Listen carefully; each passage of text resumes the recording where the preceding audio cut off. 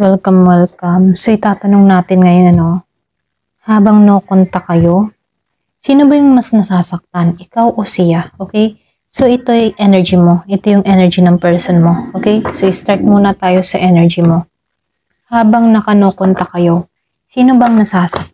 Sino ang mas nasasaktan? So, energy mo muna yung babasahin ko. Give me the message. Habang naka-no contact kayo, sino mas nasasaktan?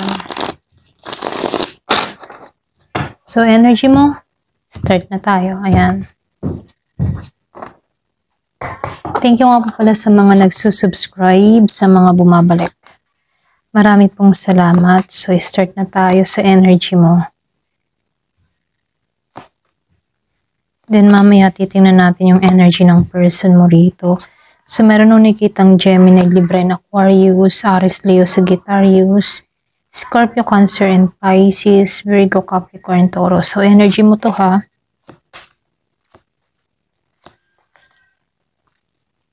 Ayan. Dito, nakikitaan ko yung energy mo. Okay, dito sa 5 of Swords and the 3 of Cups, reverse. Pareha silang naka-reverse. So, yung iba sa inyo, napagod ka ng makipaglaban or pagod ka na sa pakikipaglaban. Para bang gusto mo nang itigilan yung cycle ng away, pride, or miscommunication, So, dito, kahit gusto mo yung matipong gusto mo na ng kapayapaan. May kirot na hindi mo matanggap pero pakaramdam mo para bang bakit laging ikaw yung natatalo, okay? So, ito yung energy na nagtatago ka ng lungkot sa likod ng katahimikan mo, So, dito, dahil lumabas din tong 3 of Cups reverse, So, hindi halos lahat makaka-resonate, okay? So, dito, sa 3 of Cups reverse, ramdam yung pagka-withdraw mo. Okay, dito, meron ditong nag-withdraw. Kumbaga, hindi ka na nagiging sociable. Kahit ba may mga kaibigan ka, wala kang gana, okay? Kasi yung isip mo, nakatutok pa rin sa kanya. Yung iba sa inyo, ha? So, meron kang energy ng pagka-inggit or peddling sorrow din dito, Para ba minsan sumasagi sa isip mo, masaya kaya? Yung tipo na, masaya kaya siya habang ako'y nasasaktan? Mga ganun, Ganun yung energy mo dito. Kaya parang nakakaramdam ka ng inggit dito or pagdadalamhati dahil feeling mo, yung person mo dito meron ng iba or masaya na sa feeling ng iba. Okay? So, nakikitaan ko dito sa 5 of Wands, upright, So, dito yung loob-loob mo, Meron dito akong nakikitang gulong-gulo, okay? Maraming internal conflict. Yung bang tipo na, bakit hindi niya ginagawa ang dapat? Alam mo yon. So, nakikitaan ko dito, yung iba sa inyo, pwedeng may mga tanong ka sa sarili mo na, bakit ako na lang lagi ang nag-a-adjust? Okay? Kumbaga, tama pa ba itong no contact o lalo ko lang sinasaktan yung sarili ko? Okay? So, ito yung battle na hindi mo sinasabi sa kahit kanino. So, nakikitaan ko rin dito sa 9 of Pentacles reverse, Gusto mo bang magpakita ng pagiging independent dito, Pero sa loob mo, okay? Hindi ka okay. Kumbaga, hindi mo feel yung usual mong self-confidence. Kumbaga, may insecurity ka na nagso-surface dahil sa katahimikan niya. Okay? So, may fear din may fear din of abandon, pagiging not enough, ganon. Okay? So, nakikitaan ko rin dito sa Queen of Swords upright, Kumbaga, despite the pain, naka-armor ka ngayon dito sa Queen of Swords, Pinipili mong maging logical, kalmado, at matatag. Pero, tandaan mo, yung Queen of Swords dito, matapang to pero may sugat ang puso. Alam mo yun? So, you're trying to act strong. Ganon. So, pero hindi naman ibig sabihin hindi ka nasasaktan. Kumbaga, matatag ka lang talaga. Okay? So, nakikitaan ko rin dito sa The Chariot reverse, Ito yung pakaramdam mo na nawawalan ka ng control. Okay? Para bang kahit anong gawin mo, hindi umuusad yung connection ninyo. Okay? Kumbaga, minsan, may urge kang mag-reach out, pero pinipigilan mo yung sarili mo. Kaya lalo kang nauubos emotionally. Okay? So, dito, sa page of Wands upright, sa kabila ng bigat dito, alam mo yun, okay? Sa kabila ng bigat dito, So, nakikita ko dito, may apoy pa rin sa loob mo. Okay? Kumbaga may pag-asa ka pa rin, kahit maliit na no. Kumbaga nakikita ko dito, nandyan pa rin yung attraction, curiosity, at spark. Okay? Pero yung iba sa inyo, you still waiting for a sign from him. Okay? So nakikita ko rin dito sa judgment ano. So ito yung pinakamalalim dito kasi ayaw mo nang harapin yung truth kung ano ba talaga kayo. Okay? Yung iba ha. So nakikita ko dito, meron ditong denial, may pagtakbo, kasi natatakot ka sa final outcome. Kapag nagiging stuck yung energy, para bang hindi ka ready na mag-let go. Okay? Pero hindi ka rin ready humarap sa katotohanan. Okay? So, nakikitaan ko rin dito sa 10 of Wands, ano, reverse. Pagod ka na. Yung iba sa inyo, pagod ka na. Okay? Ayan, pasensya na, ayusin ko lang to medyo yan, lumabo.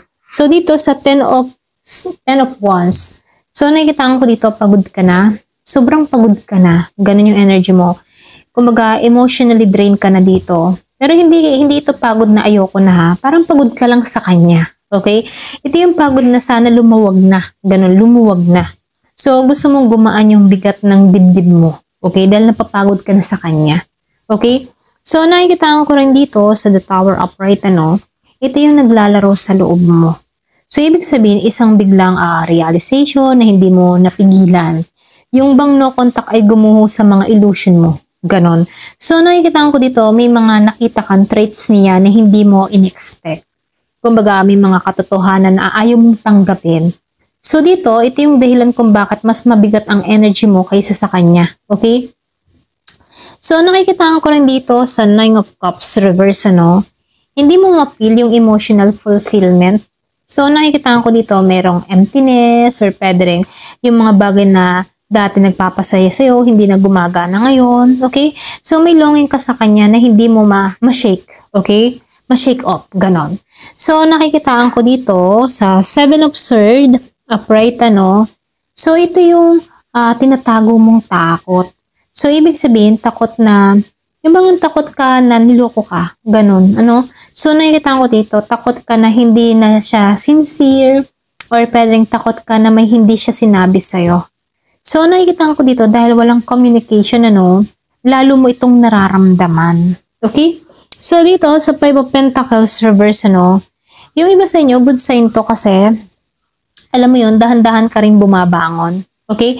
So, ibig sabihin, unti-unti mong natututunan na hindi iisang tao ang sort ng worth mo. Okay? Kumbaga, natututunan mo ang halaga mo. Yung bang tipo na, bakit baga ako magpapakatanga sa tao na ito? Okay? Kung hindi niya ako pinapahalagahan, hindi ko worth it to. Okay?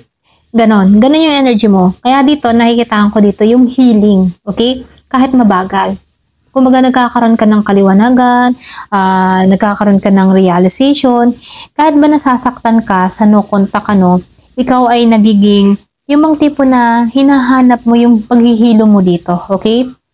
So, nakikita ko dito, not because na mahina ka, no, kundi dahil ikaw ang mas emotionally invested. Okay? So, lumalabas dito, ikaw yung may clarity kung ano yung mga nawala. Kung bagay iba sa inyo, pwedeng nag-invest ka talaga sa taong ito dahil minahal mo talaga siya ng totoo.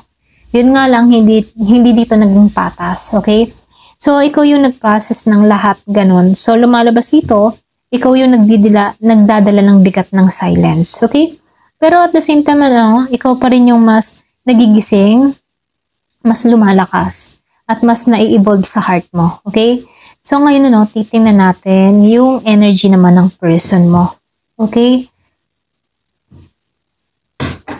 Give me the message. Ano naman yung energy ng person mo?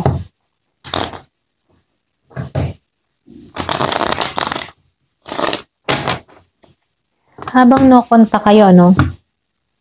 Ano yung energy niya ngayon sa'yo? Nasaktan din ba siya? Kasi nakikitaan ko dito nasaktan ka eh. So, ngayon, titingnan natin yung side niya. Ayan. Ano yung energy ng person mo?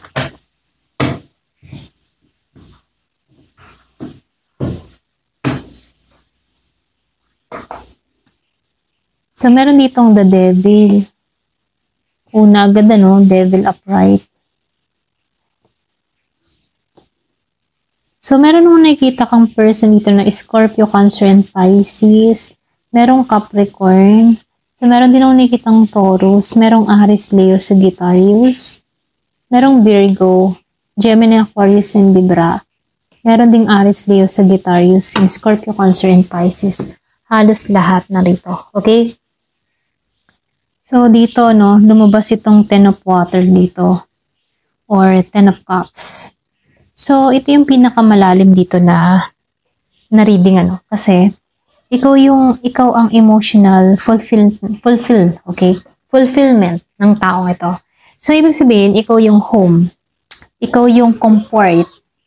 Ikaw yung taong nagbibigay ng sense of peace sa kanya kahit magulo yung buhay niya. Okay? So, may long-term vision siya about sa'yo, ha? So, lumalabas din dito, hindi man siya aminado, pero naiisip niya yung kung tatagal siya. Ikaw yun. Okay? Kung tatagal man siya sa isang kapareha, ikaw yun. Okay? So, ito rin yung dahilan kung bakit natatakot ito eh. Kapag ba malalim yung feelings niya, nagiging defensive at avoidance siya. Okay? May pag-iwas. So dito, no, the devil, lumabas ang the devil's upright. Malakas yung attraction ng tao na to sa'yo. Okay? So, ibig sabihin, ano, yung mga tipo na hindi lang sa physical ha, para yung mga tipo na pati emotional, nakadepende siya sa'yo. Okay? So, ito yung energy ng obsession or pwede hindi ka ma-let go, kinakapitan ka niya sa isip niya. So, lumalabas dito, kahit ba pilitin niyang maging logical, hinahatak siya pabalik sa utak. Kumbaga, hinahatak ka pabalik sa utak niya. Ganon. So, lumalabas dito, no, dahil upright ito, yung bang tipo na hindi niya, kumbaga, ibig sabihin, ano, hindi niya kinokontrol ang emotion niya. Okay? Kumbaga, may desire, may takot, may guilt, may longing, lahat sabay-sabay. So, ibig sabihin, minsan naiinggit siya sa'yo, minsan naiirita siya sa sarili niya kasi hindi ka niya mabitawan. Okay? So, dito, sa The Hierophant Reverse, ano, ito yung conflict.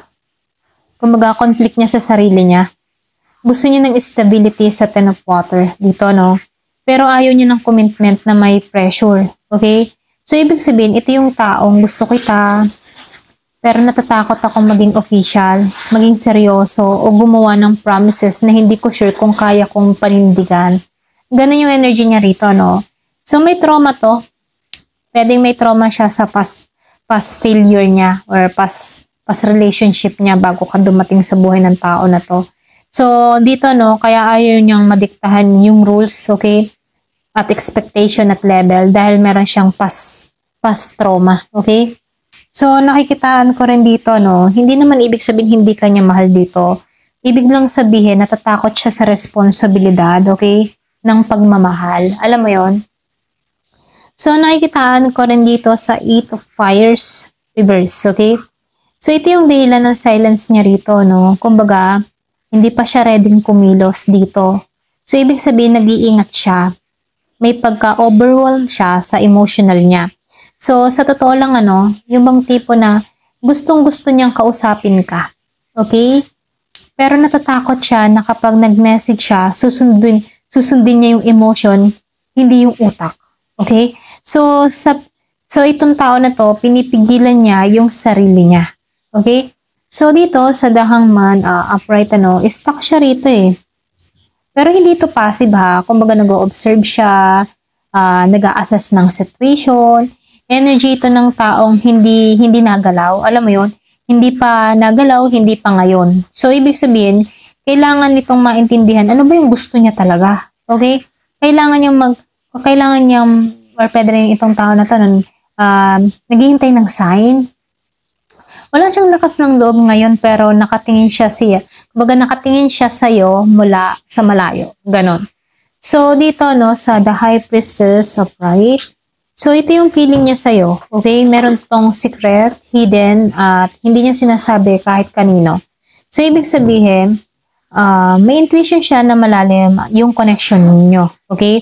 Kumbaga, gusto niyang intindihan bakit hindi kanya ma-let go. Okay?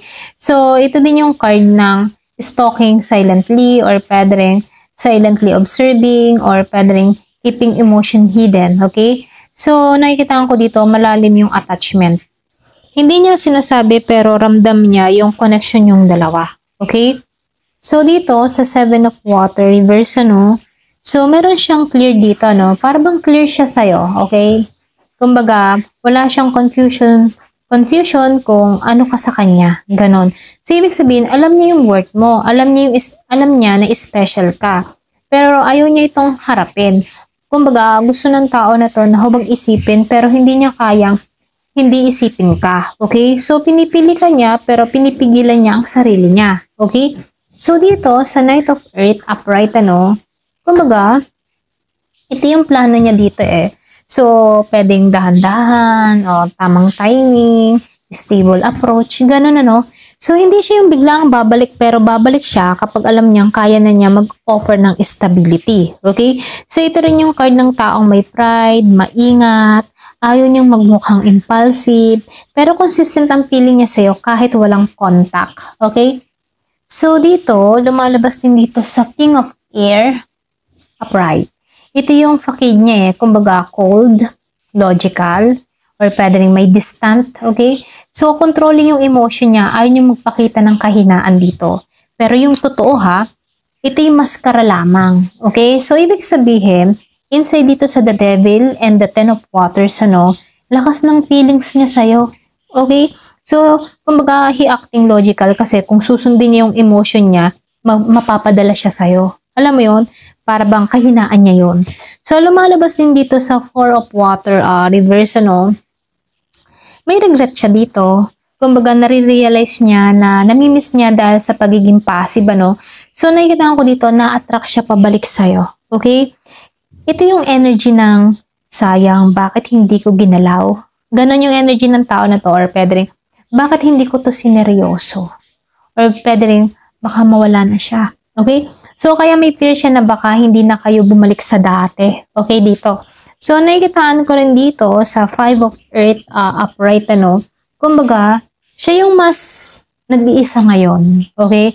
Siya yung mas takot na mawala ka or pwede siya yung mas natatakot na iwanan mo talaga siya. Ganon, okay? Kumbaga, kung may tanong ka dito kung nasasaktan tong tao na to, oo naman, nasasaktan to. Kumbaga nasasaktan siya kasi kaysa ipinapakita niya. Ganon, okay? So, nakikita ko dito, kung ikaw yung nalulungkot, siya ay takot, okay? Kumbaga nalulungkot ka sa taong ito dahil wala siya, siya naman ay takot, okay? Yan, magkaiba kayong dalawa dito. Nasasaktan tong tao na to. Ikaw, nasasaktan ka at nalulungkot ka. Pero nakikita ko dito, ikaw ay malungkot lang pero kaya mo yung sarili mo. Pero itong tao na to, takot, okay? Lumalabas dito, no? Sa Nine of Fire, okay? So, nakikita ko dito, ito yung energy ng emotional wall niya, okay? So, ibig sabihin, protective siya sa puso niya, okay? Kumbaga, takot siyang masaktan ulit, okay? So, ibig sabihin, takot siya mag-invest ulit, kahit ba gusto ka niya, nakashield siya. So, pero ito yung good sign, ano, kasi, alam mo yun, hindi siya sumusuko, pinoprotektahan niya lang yung sarili niya, habang iniingatan ka sa isip niya, okay? So, nakikitaan ko rin dito sa Eight of Water dito, no? Ayan, kung makikita mo, Eight of Water reverse. So, ito yung tipo na strongest message kasi hindi kanya kayang iwan dito. Hindi niya kayang lumayo sa'yo. Hindi niya kayang mag-moving on. So, ibig sabihin, kahit anong pilit niyang tumalikod, bumabalik siya sa energy mo. So, hindi natatapos yung cycle ninyo. Okay? So, nakikita ko dito yung overall energies niya sa'yo, no? So, malalim yung nararamdaman ng tao na to. May obsession pa nga dito sa The Devil, ano? Kumbaga, andun yung attachment, andun yung desire, takot sa commitment at expectation, okay? Pinipigilan niya lang yung sarili pero hindi pa siya ready kumilos, okay? So, nagpapaka-cold pero hindi totoo. Takot mawala ka, kumbaga, hindi makaalis sa'yo, okay? So, magulo siya pero ikaw yung chosen one niya, ganon. So, nakikitaan ko dito, yung bang tipong mas naapektuhan siya sa no contact kasi kaysa sa pinapakita niya, no? Ikaw yung gusto niya, ikaw ang hindi niya makalimutan dito, no? So, lumalabas din dito, ikaw yung pinili niyang iwasan pero hindi niya kaya. Okay? Ayan, ito lang yung nakikita ko dito. Ayan. Hanggang dito na lamang po. Thank you for watching. Love and peace.